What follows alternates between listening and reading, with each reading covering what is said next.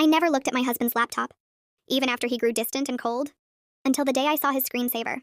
The screensaver was a little girl, maybe 4 years old, with the same bright blue eyes as my husband, Daniel.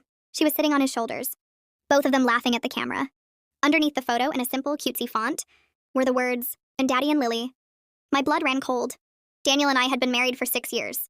We were that couple, the ones everyone was a little jealous of.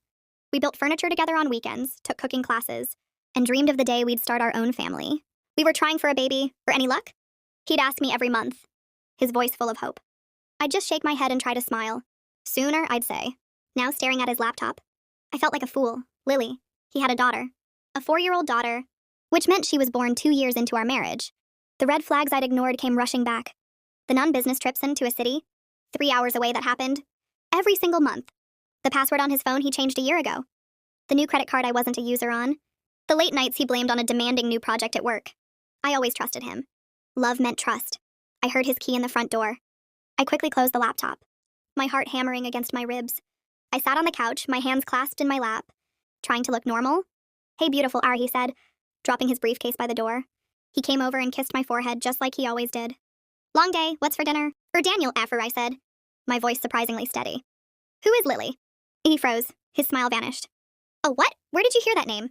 "Or your laptop," I said quietly. The screensaver ducked. The color drained from his face.